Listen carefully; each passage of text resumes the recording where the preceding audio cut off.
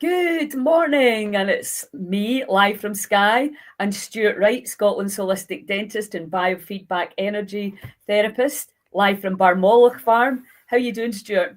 Very well, thanks, Lilia.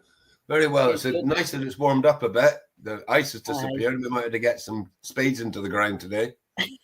Well, I was actually dreamt last night that I was up helping you plant.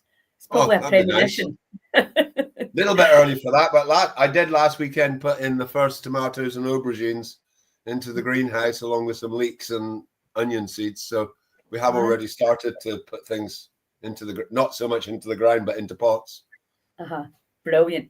For those of you that have not met Stewart before, he's famous for being Scotland's holistic dentist, specialising in the safe removal of amalgam and his unbelievable understanding of the body and how the teeth connect to organs. But there's also a whole other side where him and his wife Helen have got this biodynamic. Are we allowed to say that? Well, we're saying it anyway. You're not really, because we haven't paid the fees to be called. Yes, but we know working with that intelligence and that information to grow food at the farm. It's also a retreat venue. So lots of people go there and run their own retreats there. And then also you can go there and stay in the cottages and access Stewart and Helen's quite phenomenal range of skills and expertise. But so anyway, we are delighted. Wait till you see this place, Stewart. You're going to absolutely love it. It is good. I'm looking forward to it. The river, the mountains, and of course the temperature's going up here by about 15 degrees. Yeah, Helen was up in Dingwall yesterday and she said when she left Dingwall it was 15 degrees. It was only 7 down here, but that's still a lot higher than it had been last week. Absolutely. I was just came out the sauna. I was just lying in the grass doing some breath work. It's positively balmy. Anyway, Let's talk about you guys coming here next weekend. So I think you arrive here Thursday night or somewhere Thursday.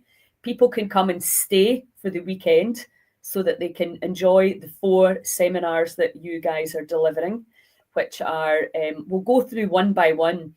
Let's just start with the talk that you did at the festival, which everybody was blown away by, which is the teeth to toe health. So do you want to just give us a little bit about an overview about that? An overview of that? Yeah, well, basically what I'm talking about there is the impact of both the way in which teeth are restored, whether they've been root canaled, whether they've used amalgam fillings and health, but also the implications of having teeth removed, having orthodontics done in conventional ways, how that then affects the cranium and therefore affects the cervical vertebrae, and then how then changes breathing and changes the whole way in which the system works.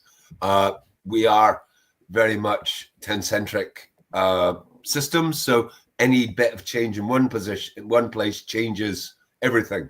And so it's the understanding of what we might call the kinetic chain of how it all ties together. So it's really a chat about the significance of how all this ties together, why people with TMJ problems suffer with the way they do, and so on and so forth. So it's very broad ranging.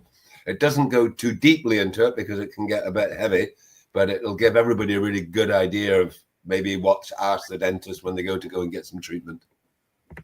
Yeah, and I think, it's truly holistic and that's obviously why people got a very different experience when they go to get their teeth done by you, because obviously you bring in all your skill set. But, when I listened to you at Tarbert Festival, I was thinking, I really wish all women that are either pregnant or thinking about getting pregnant would know this stuff. Absolutely. They do. And any granny who's looking after one of the grandkids and, has any input into the kids' upbringing, they need to know this information. It's vital. I think if people really understood it, they would be so much healthier, and we could probably save the health service millions of pounds, billions of pounds. This is the thing, isn't it? Over a period of time. It's crazy when you understand, and also we've obviously been living in this world for a long time, but a lot of this information is completely new to people. Yeah, and it's not new information. No, the guys that taught me are all dead now, right? And they were doing this in the 30s.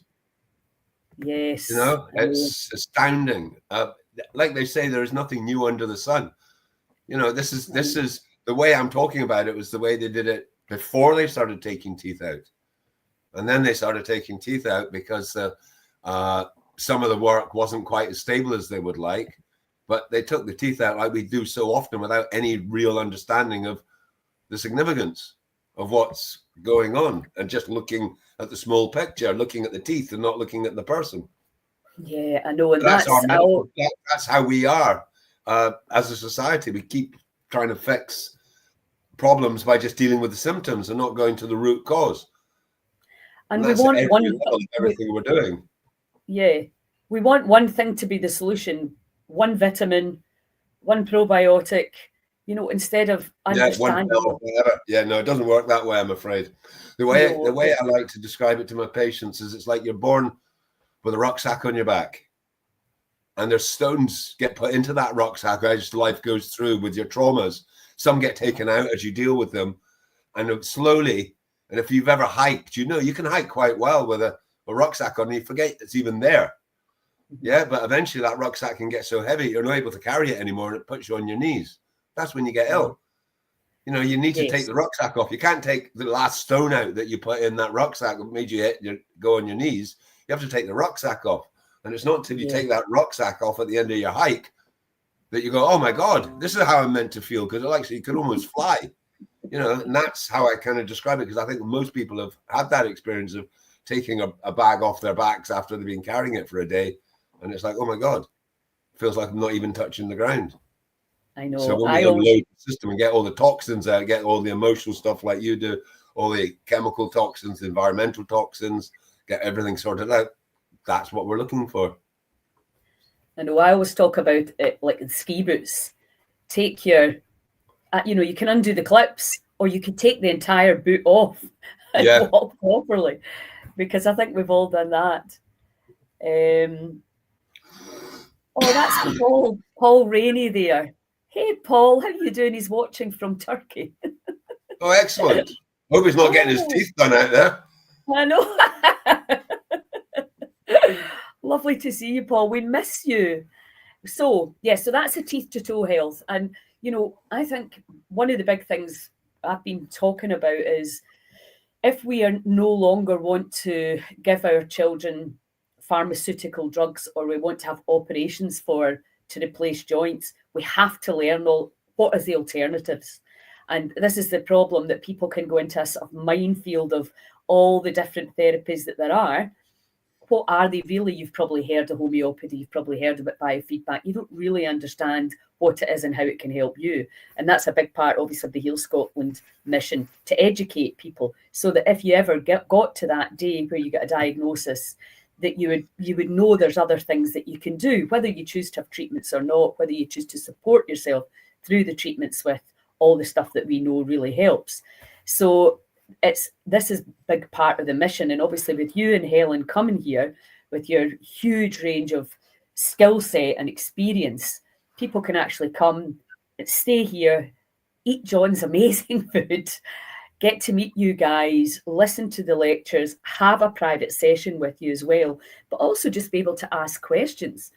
So what we're going to be doing is we're going to be having webinars for your two lectures, and obviously local people in Skye can come along and meet you and come for the day or come for the lectures, whatever.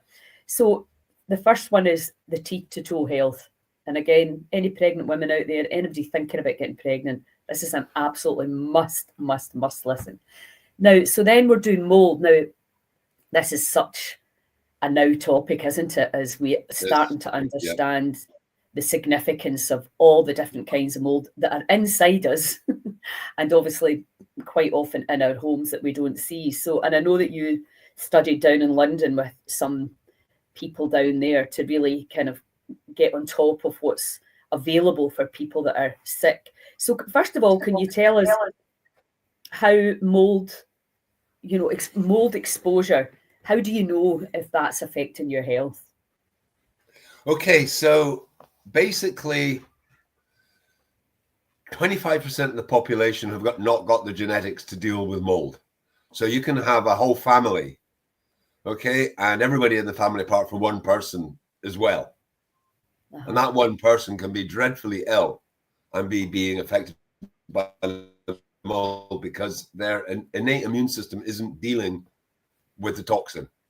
And that really is a big issue, because a lot of people, you know, if you imagine you're in a family and somebody comes in and says, actually, it's mold, and everybody goes, well, we're all fine. And that poor person is really, really not well. So really, we shouldn't have mold in the house. End of story. I mean, it just shouldn't be there. Our houses are meant to be well ventilated, they're meant to be warm, and they're meant to be dry and clean. You know, we're not really meant to be living with mold. Okay, so some people can have mold in the house and it will really not have a major effect on them. And other people can have mold in the house and they will be on their knees. They will be really, really, really ill. And the name that it's been given, this kind of reaction to mold, is chronic inflammatory response syndrome. And it's a response of the innate immune system to the mycotoxins. So it's the toxins that are given off by the mold. So when the mold is stressed, either by other mold species trying to get into their group, or by spraying them with cleaners and stuff like this, the mold becomes stressed, it releases the biotoxins. They then get inhaled or touched or whatever. And the big problem we have is they bind very, very, very well to the bile. So what's meant to happen is that the glutathione is meant to grab them, get them into the liver, put them through the liver, into the bile, and then out. But they grip really, really, really well onto the bile. So they go back into the intrahepatic circulation. So they just keep going back into the body. They don't come out. Now, for some people, again, as I say, that's not a major issue. But if you've got this issue of chronic inflammatory response syndrome, then what's happening is some of the complement factors in the blood, which are part of the innate immune system, which allows the body to recognize the toxins and deal with them and get them out of the body, doesn't function. And therefore, you end up with an inflammatory disease. And that chronic inflammatory disease can have huge effects depending on what system's being affected. And so what we have is a 37 question questionnaire, and it's put into little groups, and according to how you answer the groups, it gives us an idea of what's going on. And if you get like eight groups out of the 11 and more than 10 questions right, then you've got something like an 80+% chance of actually having the effects of mold.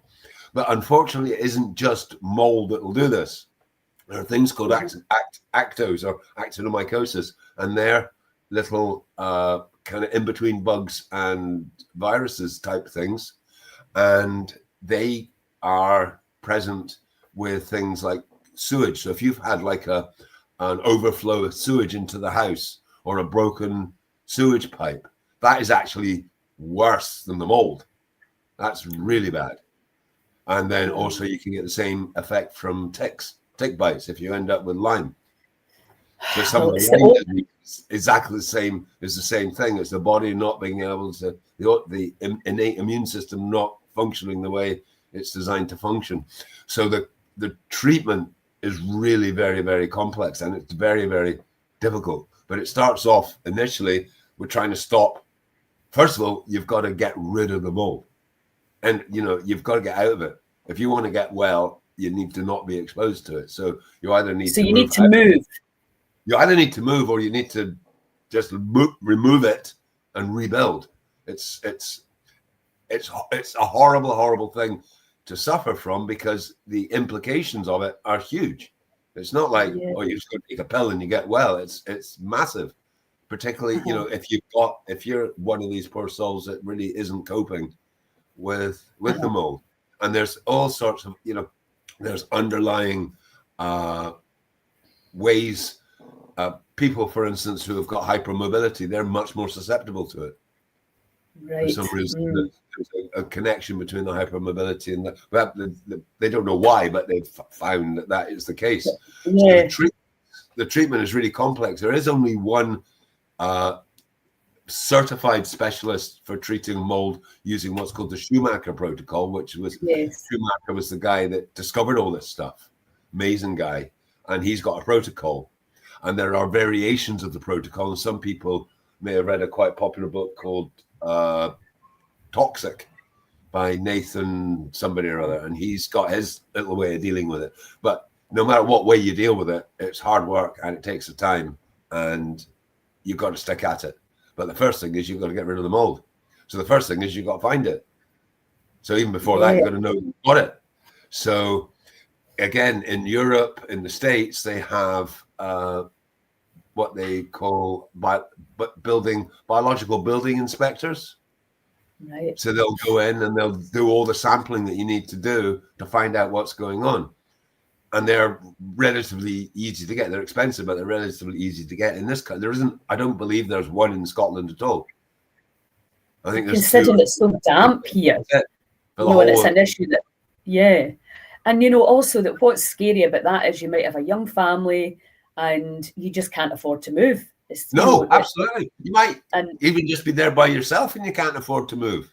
I know. The design of the buildings, really, I mean, if you speak to progressive architects and people who are really kind of into the design of our buildings and the way in which we're building buildings at the moment and still doing it is absolutely outrageous. We have technologies, we have techniques, and for very little more, you could build a building that would be sealed, would be clean, wouldn't get mold, would be easy to heat.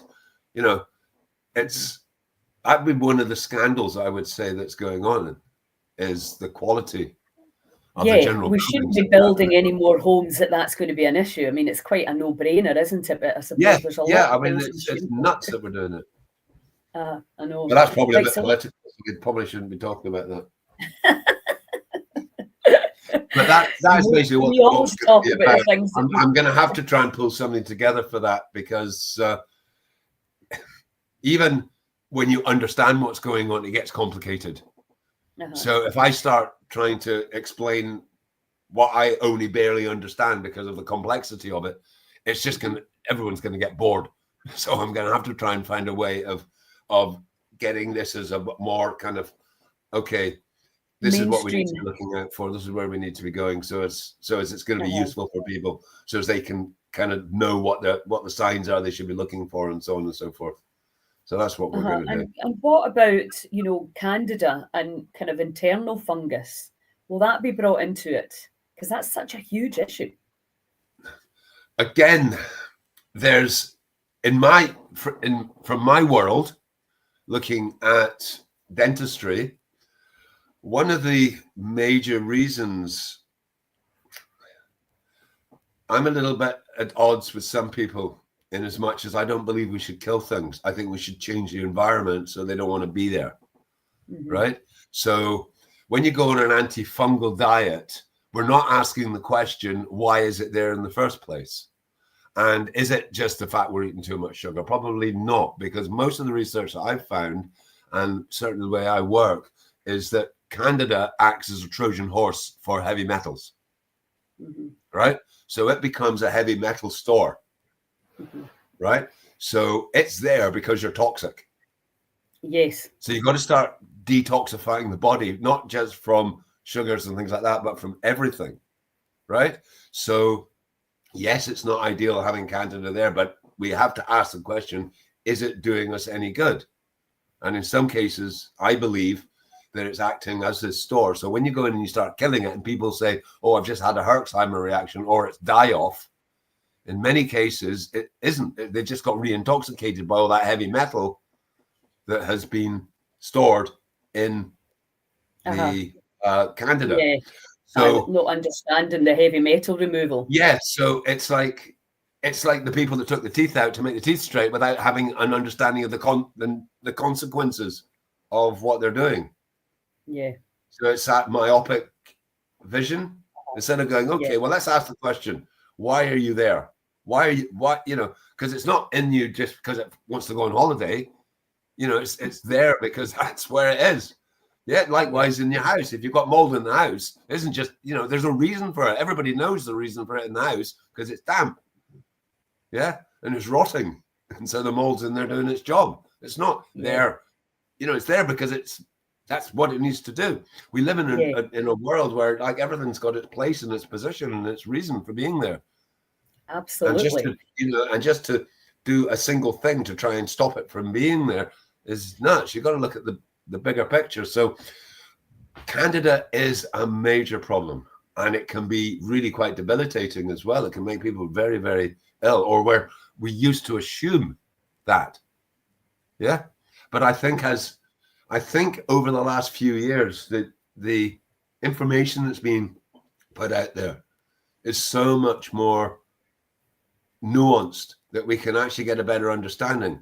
Because I can remember, it wasn't that many years ago, we were treating adrenal fatigue all the time, thinking that the adrenals were struggling to make the adrenaline to keep the body firing the way it is. And then somebody comes up with the polyvagal theory, and you realize actually that's a whole load of nonsense. It's a completely different thing that's going on. Yeah, you were getting some support for those, but you weren't actually getting to the very bottom of what the issue is. And then all of a sudden you go, we've been trying to help, but we've not even been in the right zone. We need to be over here to help these people. But would you, in my observations working with people who have been diagnosed terminal, I feel that sometimes the change in diet is not enough, and that an MMS, DMSO, or a hydrogen peroxide can really help get the balance back. What would you think to that? Again, these are really good for detoxing. They're very good for killing bacteria and funguses and viruses. So, I mean, they're going to do the job. They're going to detox the body. They're all going to help. The important thing, I believe, when you're dealing with chronic disease is not to put things in, but to get things out. So you don't put more poisons in to make them well. You get the ones that are in them out of them. So if eating good food is going to activate the system and allow that system to clean itself out properly, then that's great. And if doing your coffee enemas is going to stimulate the bile, and that's going to get stuff out. Yeah. But again, it's understanding, okay, you increase the bile. Let's make sure that it's shifting. So that's why we put binders in. So we can grab the stuff and get it out. So it's all about getting the toxins out and not putting more stuff in. So changing the diet makes a massive, massive difference. And, it can be amazing, but often they do need more support because you need other access channels to get in and get toxins out. Yeah, absolutely. Yeah, no, absolutely. Absolutely. So I think that's a really valuable. We're seeing, I had Roshan here. We pretty much everybody who came to the Wild Energy Retreat went on the Quest 9, and we did see a lot of fungus coming up. And they reckon now that 90% of us, and the thing is varying degrees, right? Fungus is meant to be in us. Yes, but when it's starting to cause fogginess and fatigue, we can eliminate stuff out the diet and we can feel better quite quickly. We can get the juicer on in the summer. But it's just when it tips the scales. And that's, I think, the thing that's challenging for people is there is no one size fits all. And you have to really tune into what your body needs. Absolutely. It is, everything is exactly to that person. And what helps one person may have absolutely no effect on somebody else and may make somebody else ill. You can't say, oh, you've got Candida, that's why you're ill. That's, again, that's too simplistic. That's like saying, well, I got hit by a car and that broke my leg, and so the car is at fault. Well, no, hold on. You've got a driver. You've got me crossing the road. Why wasn't I watching? There's a whole myriad of other questions that need to be asked around that question. So, the car hit you and broke your leg, but why the hell were you in the road and not looking where you're going? Why was the driver not paying attention? Why was he on his phone? So it's exactly the same with that. Okay, yes, the Candida would appear to be the reason, but let's get to the reason why the Candida is there. Yeah, which is usually the heavy you can go in and start throwing it out, but certainly from my experience, and I have loads of patients come and say, oh, I did 3 years of anti-Candida diet, and it started off fine, but then it didn't do anything. It's like, well, okay, why? Because that isn't what the problem. That isn't what we needed to do. We needed to get to the bottom of what was going on. Yeah. So when I'm supporting somebody with their mercury and so on, we're not just going to go, right, but if we take these things out, you're going to get well, because we absolutely no way might that, that's not going to happen. But what we're doing is reducing the toxic load. Yes. And that really is what we're trying to do. And it's the time, isn't it? The patience for letting the body go through the process and making sure your routes of elimination are clean and clear. And that can take months and months and even years. And I think that's the big message at Heal Scotland we keep banging on about, is you need to be patient with this stuff, because it can take the body a long time to and also when it comes to health. A lot of the people we see are in their 50s. That's when people's health generally starts to go, maybe late 40s into the 50s. That's how many years it's taken them to get ill. Yeah. Why do they think they can get well in a month? That's who takes up all the NHS budget, the over 50s. I think that's changing. That demographic's changing now. So can you just maybe, I don't know if you know exactly what Helen's going to do. She's got living with autism, and then the myofascia and the body work, because sometimes it's so helpful to move the body. And obviously Helen, like you, has got so many different... So basically, living with autism aspect is really about the support mechanisms that can be put in place, the understanding of what's going on, the options we have to try and support families and children with autism, whether it's through allowing the parents to understand how to communicate what's actually going on with the child, how it's happening, whether they want to try going on to the Quest 9, again, to try and detox the kid, to try and settle the stresses that are within the child. So Helen will be talking about that. And with regards to the myofascial, what she'll be talking about there is, again, very similar to the talk that I will be giving on the teeth, but it's going to be much more about body work, how it all ties together, how it ties in with the emotions, how often when you go to see somebody and you've got a sore knee or you've got a sore shoulder, they'll start working on your shoulder and it won't get any better. And it's because actually the shoulder isn't what the problem is. There's a problem elsewhere in the body. The shoulder is the compensation. The compensation isn't coping. And so that's where you're having the pain. So, if you were to go and see Helen with a sore shoulder, she might start working on your knee, or she might start working on your neck, because that is going to be the driver of what's going on. So she'll be explaining all that, I think, and how significant it is for the development of the kid, how important it is for kiddies with hypermobility and all that sort of stuff. I know. And I think, Giovanna, the homeopath, homeopathy really helped her son, who was non-verbal. He isn't now. So we're not, even when we're not looking for miracle cures, just ways to make life a little bit less stressful and to help the children that are struggling to communicate or whatever it is that's going on to have more ease. So I think it's a really valuable one, because I know how stressed so many parents are now. So yeah, that's fantastic. Well, and I've got your leaflet. Are all your prices for your private sessions on the leaflet? Absolutely. Sorry, I can't, probably not. I have no idea. I knew you were going to say you know me. No, I'm really not sure. I'm really not sure. I will have a look at your leaflet and I'll confirm. Okay, and if there isn't, you can sort it, I'm sure.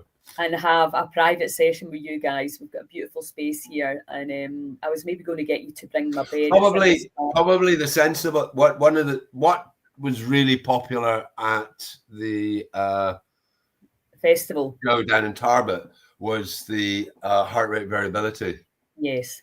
We can do that in 10-15 minutes, and otherwise, if you're starting to go into the Quest 9, you're looking at 2 or 3 hours, and really, as you know yourself, Quest 9 really is a process. It's not a single visit. So I often feel, having a wee shot with the neurovisor and having a go on the HRV are really, they're just 10-minute treatments, and you can actually get something right from them.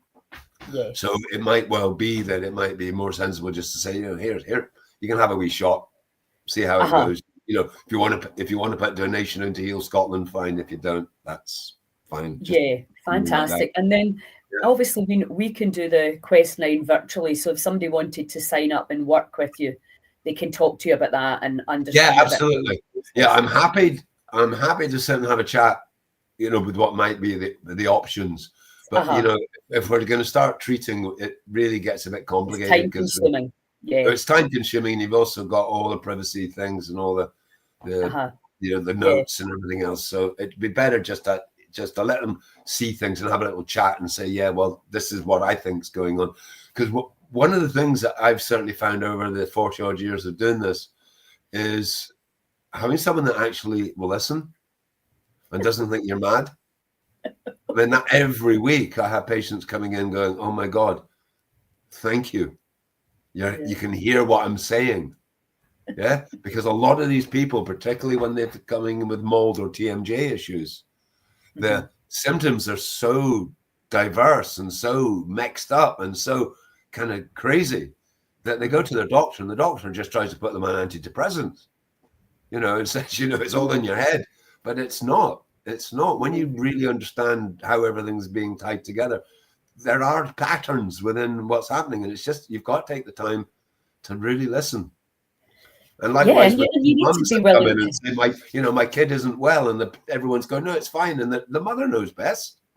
Absolutely. Listen to mum. If she's telling you something, it's generally true. And being willing to take action, that's the thing, isn't it? Because we're moving away from take action. Yeah, and also say, you know what, I don't know, but I'll find out. Yeah, exactly. Just being completely honest. Kind of as dentists and doctors, we're really not meant to not know. Yeah, but you can't know everything. I know. You can't know everything, so you have to get rid of that ego and go, you know what, I have not a clue. I know. So, well, I went to a specialist once. And that's exactly, I had this weird thing in my hip and he just looked at me and said, I have not got a clue what that is. I've never seen that before. He said, but I tell you what I will do, I'll find out. And he said, are you worried about it? I said, no. And he said, no, either am I. And I thought, my God, there's a wise man. Yeah, that's exactly how it should be. Yeah, exactly. Well, that's fantastic. So I look forward to you and Helen coming to the Healing. Yeah, absolutely. Nice little road trip to Skye. Yeah, exactly. So have a great week and I will chat to you really soon. Yeah, take care, Lilia. Bye, everyone. Ciao. Bye.